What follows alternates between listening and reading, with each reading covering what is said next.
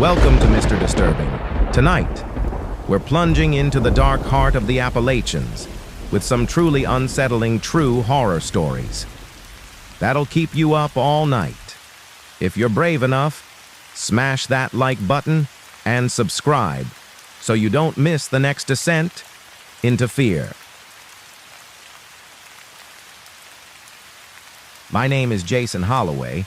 I'm 36 years old, and I work for a small environmental consultancy based out of Asheville, North Carolina. Most of my assignments involve backcountry stream assessments and soil runoff reports for proposed development projects. I like the quiet, and I don't mind being alone for long stretches of time. But a job I took in March of 2020 still keeps me up at night, long after the contract was closed. I was assigned to perform a water quality study for a private landowner in a place called Miller's Gap, just outside the Virginia state line. It was deep in the mountains, past any real road, past any sign of human life. I had to hike in for 4 hours to reach the base of the watershed. The instructions were clear. Spend 2 days collecting samples and leave everything as I found it. The landowner didn't want structures disturbed or old cabins entered. That last part stuck with me because there was no mention of cabins on the site proposal, just trees, rock, creek. But when I arrived, I found them, 3 of them, small, decaying, almost overtaken by forest. I did my best to ignore them. I focused on the job, set up the sample equipment near the spring, checked the pH, the nitrate levels, the turbidity. But the entire time, I felt like I was being watched. I didn't hear animals. I didn't see signs of any. Just the wind in the bare trees and the occasional snapping of branches behind me that never seemed to match the wind's direction. The worst was the second cabin, the one half collapsed into the hillside. It was covered in vines, but the door had been cleared, not opened, just cleared. No debris, no leaves, like something had been going in and out. I didn't step close. I kept my distance. I made camp at the base of the hill, far enough to feel separate, but still within range of my gear. I built a small fire and tried to distract myself with data entry. But when night fell, the forest changed. It went still, not just quiet, frozen. The kind of silence that sits on your skin, the kind that holds its breath. Around 1 a.m., I heard movement up the slope. Not walking, dragging, like something being pulled across the ground. I turned off my headlamp, crouched low. My fire was still smoldering, giving off just enough light to cast shadows. That's when I saw something at the edge of the trees. Not a person, not an animal. Just a shape, wide, low to the ground, crawling. The limbs were too long, bent at strange angles. It moved with jerks, like each motion hurt. I watched it crawl past my camp without making a sound. It didn't stop, didn't turn, just kept moving toward the second cabin. I didn't sleep after that. I sat with my back against a tree until morning, and when I looked up the hill at first light, the cabin door was open. I stayed where I was until the sun rose fully. I didn't go near the cabin. I didn't even break camp. I just packed up my gear in silence, moving slow, careful not to make noise. Every few minutes I glanced up the hill, but the cabin door stayed open, gaping like a mouth too wide. The dragging marks were still visible in the leaves, a wide trail, low and uneven, like something had pulled itself across the forest floor without the help of legs. I told myself it could have been a bear. Maybe injured, maybe sick. But deep down, I didn't believe that. The way it moved, it didn't belong to anything I'd ever seen. I gathered my equipment and followed the stream downhill, collecting a few last samples just to make the report look complete. But my mind wasn't on the work anymore. The forest had gone still again, not quiet, still, like the wind had forgotten how to move. Every branch, every leaf, frozen in place. I checked the signal on my GPS. Dead. My compass needle trembled without direction. I kept walking. The land didn't match the map anymore.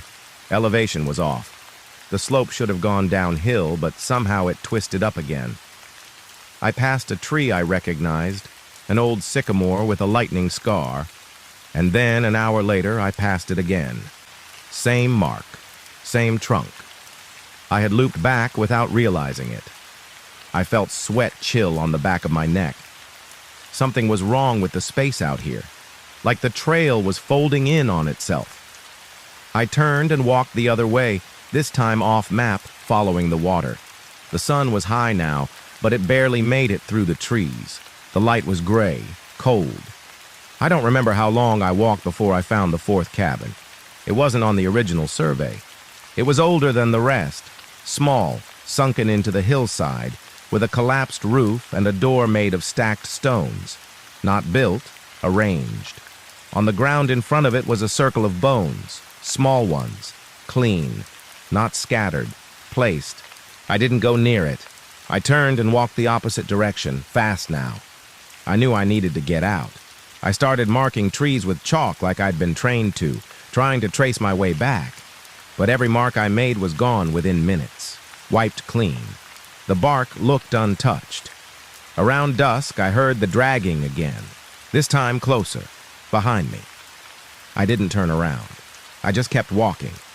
But the noise followed. Slow, steady, matching my pace. I stopped.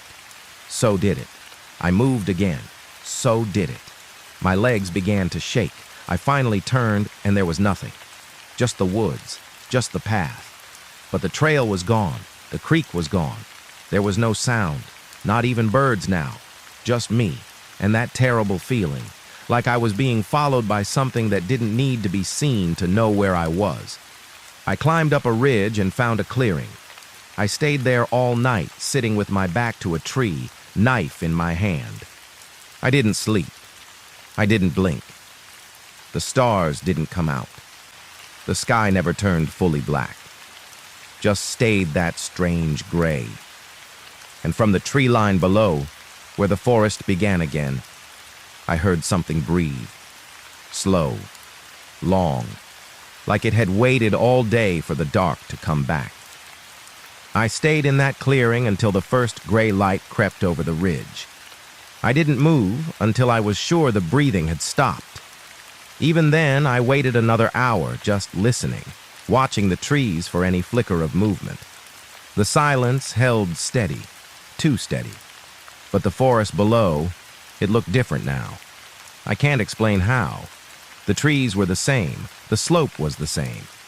But it was as if the forest had shifted overnight, rearranged itself.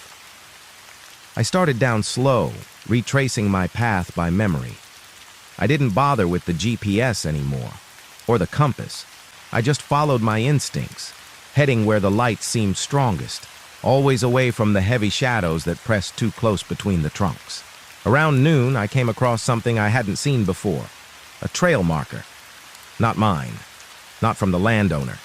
A carved wooden post, old and cracked, stuck into the earth at an angle, wrapped in twine. A piece of torn cloth tied at the top. Stained, faded, human-made but not recent. Behind it, the forest opened into a depression in the ground, wide, flat, covered in thick moss. In the center stood a stone slab, waist-high, dark, weathered. Its surface was covered in scratch marks. Not letters, not symbols. Just frantic, overlapping grooves like something had been dragged across it again and again. I walked a wide circle around it, and that's when I saw them. Handprints, dozens of them, pressed into the moss. Not fresh, not old, just there. Some small, some large. Too many to count. All pointed inward, toward the slab. I kept walking. I didn't stop. I didn't speak. Around 3 in the afternoon, I finally found the stream again. The same one I'd sampled 2 days earlier. It flowed past a dead cedar, twisted and blackened at the base. That was my landmark. I followed it downhill until I reached the edge of the land parcel. And then I saw my trailhead, my truck, my gear, everything exactly as I left it. But the trees looked closer, the shadows deeper, like the forest had followed me back. I didn't speak about what I saw in the report. I submitted the sample data. Standard quality, no contamination, slight iron presence. I noted no structural violations. I said nothing about the cabins, nothing about the door that had opened on its own, nothing about the dragging sound. I told myself I would forget it. Let it go. But a week later, something arrived at my apartment. No return address, no postage. Just a padded envelope left on my doorstep. Inside was a single object, a stone, flat, heavy, and carved into the center, one long spiraled groove. No note, no explanation. But the scent on it was the same as the moss in the forest, damp, ancient, rot that had been waiting years to breathe. I haven't gone into the woods since. I haven't camped. I haven't hiked. But sometimes at night I wake up and feel it again. That silence. The same silence I felt on the ridge. Heavy, watching, waiting. And sometimes when I pass by the mirror in my hallway, I swear I see something behind me. Bent, low to the ground, crawling. And even though I never turned my back on that forest, even though I walked out, I don't think I ever really left. My name is Brian Mallory. I'm 41 years old, and I'm a land records archivist for the state of Kentucky. Most people don't even know what that means. I spend my days sorting through old deeds, township plats, mineral rights claims, surveying errors, all the forgotten paperwork that keeps rural land from becoming a legal mess. I'm not a field guy. I don't go out much. But back in the fall of 2018, we were doing a long overdue audit of 19th century homestead claims in the Cumberland Plateau region, mostly Appalachian farmland that hadn't been properly documented since before the Great Depression. My boss sent me to a courthouse in a town called Whitlow Hollow. It was barely a town, just a post office, a shuttered church, a diner that only opened on Saturdays, and a courthouse no bigger than a double-wide trailer. They had boxes of records stacked 6 feet high in the basement, all damp and yellowed and half chewed through by rats. I booked a room at the only motel in town and planned to spend 2 days scanning and sorting titles from the 1890s. On my second day, I found something strange. A land patent with no return address, no witness signatures, and no survey coordinates. Just a name. Jabez Grinlow, written in black ink with a shaky hand. The date was 1883. The record had a note attached in different handwriting. It said, "Do not restore to system. Boundary was disputed. Field team never returned." I showed it to the clerk, an old man who looked like he'd been filing papers since the Reagan era. He glanced at the note, frowned, and said, "Grinlow Hollow. We don't talk about that one." I asked what he meant, but he just shook his head. "Ain't there no more," he said. "Let it rot." But the name stuck with me. Jabez Grinlow. I don't know why. Maybe it was the way it was written, too precise to be accidental. That night I went back to the motel and tried looking up the name. Nothing in any registry, no family line, no burial. But when I searched the parcel ID on the scanned document, a map popped up. A narrow strip of land just south of town, bordered on 3 sides by dense forest, with a dead-end road that didn't show up on any current maps. I don't know what made me drive out there. Boredom, maybe. Or just that gnawing feeling that the paper I found wasn't supposed to be found at all. I left before sunrise, drove 5 miles south, turned onto a gravel path that hadn't seen tires in years. My cell signal dropped as the sun came up behind the ridge. The woods were thick, black pine mostly, with fog caught in their branches. After half an hour of careful driving, the road ended in a clearing with a stone marker at its center. Not a headstone, just a waist-high slab cracked down the middle, the name carved into it, Grinlow. Nothing else. I stepped out of the car. No sound, no birds, just the creak of my boots on frost-bitten grass. The clearing was surrounded by trees that looked wrong, bent inward, like they were bowing. I walked a slow circle around the stone, unsure of what I was looking for. and that's when I saw the door. Not on a house, not on a building, just a door, standing upright in the middle of the trees, a dozen yards off the clearing's edge. No frame, no hinges, just wood, rotten, cracked, and closed.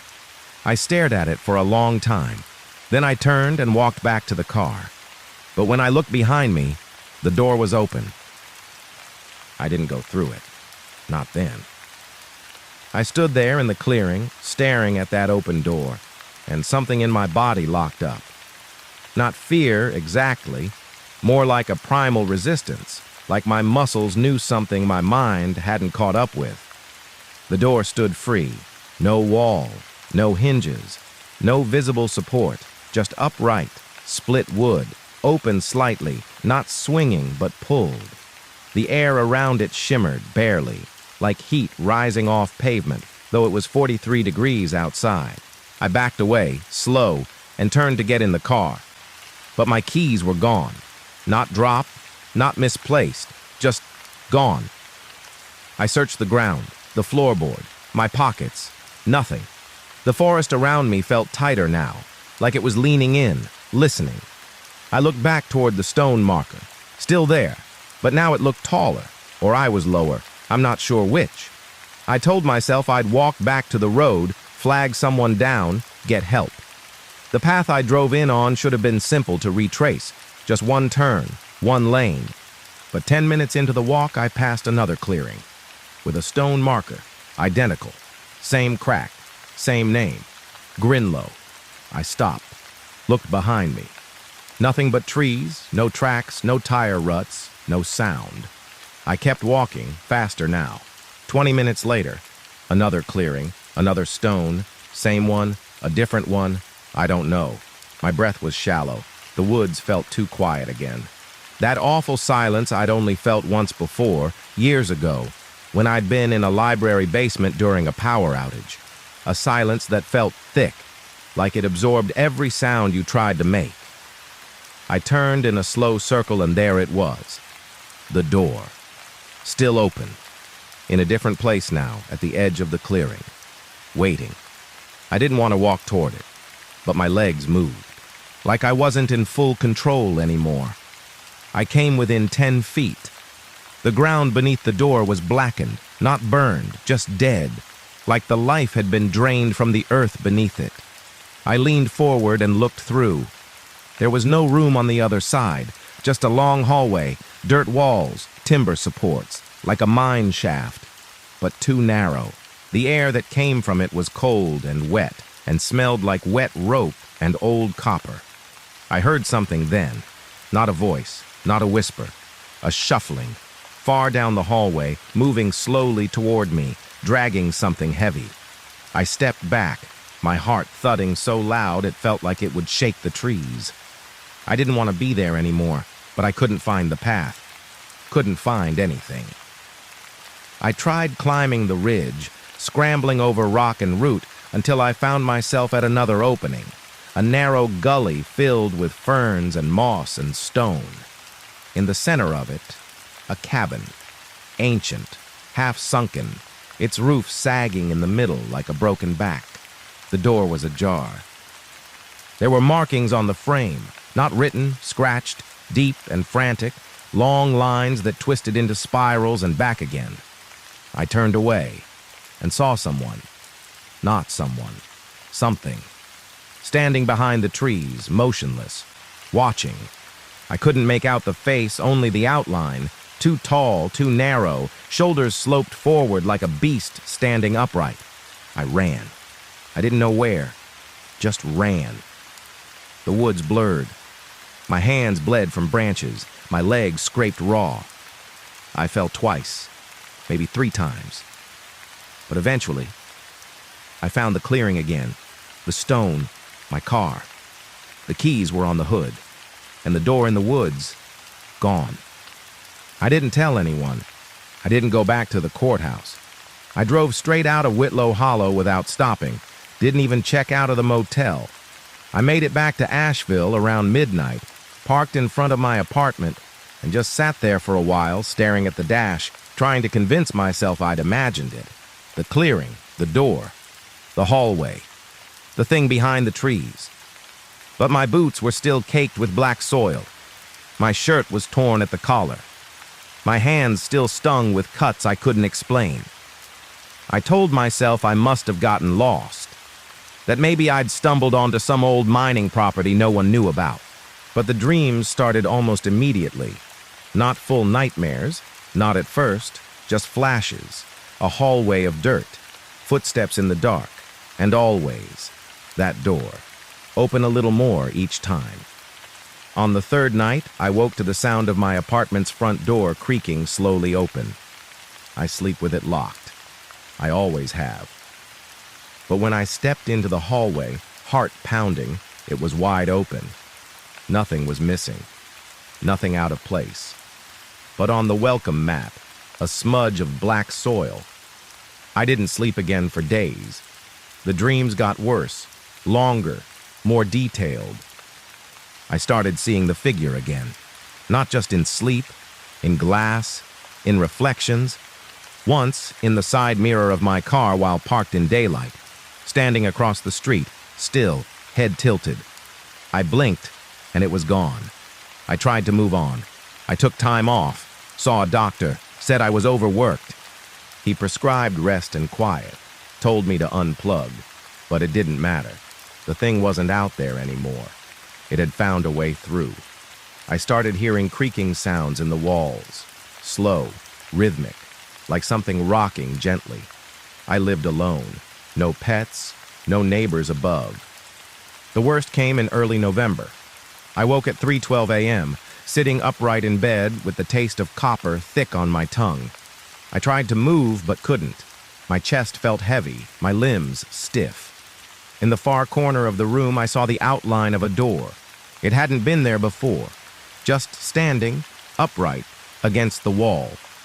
Closed. Not part of the room. No frame. No hinges. Just a single door, the wood warped and damp, like it had come from underground. And slowly, very slowly, it opened.